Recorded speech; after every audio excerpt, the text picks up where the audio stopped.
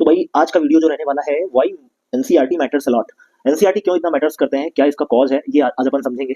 देखिए, तैयारी के दौरान एनसीईआरटी का क्या इंपॉर्टेंस है, आज मैं इसलिए आपको बताने जा रहा हूँ क्योंकि होता क्या है कि आप तैयारी करने के लिए जब आते हैं तो उस क्रम में क्या होता है कि यूपीएससी या यूपीएससी की तैयारी आप जब करते हैं तो एनसीईआरटी एक काफी बड़ा रोल प्ले करती है।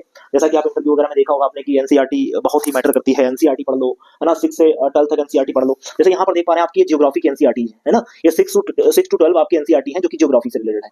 अब बात आती है कि एनसीईआरटी क्यों। तो पहली बात, आप तैयारी कर रहे हैं गवर्नमेंट सेक्टर की, या फिर आप मतलब यूपीएससी की तैयारी करेंगे तो यूनियन पब्लिक सर्विस कमीशन है, तो आपका सेंट्रल गवर्नमेंट की आप तैयारी कर रहे हैं। तो सेंट्रल गवर्नमेंट में आप देखेंगे भाई 1961 में जब इस संस्था को बनाया गया ऑटोनोमस बॉडी के रूप में आपके एनसीईआरटी को, तो एनसीईआरटी इसलिए बनाई गई थी कि हम एजुकेशन के फील्ड में काफी रिसर्च करें और बेहतरीन से बेहतरीन बुक्स डालें ताकि हमारा जो एक बेसिक बच्चे का है वो अच्छा हो।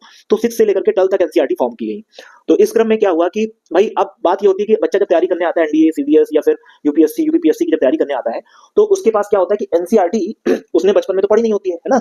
तो होता क्या है कि यूपीएससी थोड़ी कहता है कि आप एनसीईआरटी पढ़ो, है ना। जब आपने नहीं पढ़ी है तो आपको तैयारी करनी पड़ेगी क्योंकि एनसीईआरटी बिना आपका क्या होता है ना कि एक बेसिक्स नहीं आपका क्लियर होगा। तो बेसिक्स क्लियर करने के लिए हम एनसीईआरटी पढ़ते हैं। तो एनसीईआरटी एक अवधारणा क्रिएट करती है। एक बच्चे का जो अवधारणा होती है, वो विचार, जो आप चैप्टर जब पढ़ते हैं अच्छे तरीके से चैप्टर को पढ़ते हैं तो आपकी एक समझ विकसित होती है।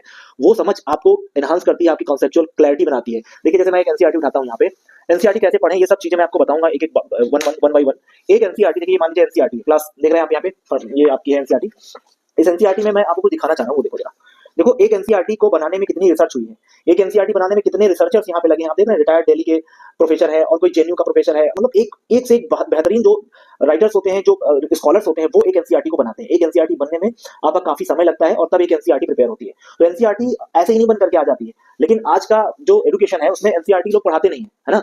एनसीईआरटी पढ़ाएंगे नहीं, वो अपने नोट्स पढ़ाते हैं, है ना। तो आपको सतर्क हो जाना है, अगर आपने एनसीईआरटी नहीं पढ़ी है तो फिर मसला है, क्योंकि आज की डेट में एग्जामिनेशन काफी टफ हो रहा है और आप देख रहे हैं कि एग्जामिनेशन टफ इसलिए हो रहा है कि नंबर ऑफ वैकेंसीज है कम, है ना, और पोस्ट कम है और नंबर ऑफ कंपटीटर है ज्यादा। तो प्रॉब्लम क्रिएट हो रही है। तो ये आपको समझना है कि आपने एनसीईआरटी पढ़ी है कि नहीं पढ़ी है, कि आप अभी गाइड पढ़ रहे हैं, कुंजी पढ़ रहे हैं, क्योंकि जो आपको टीचर पढ़ा रहा है उसने भी जीवन में कभी एनसीईआरटी नहीं देखा है।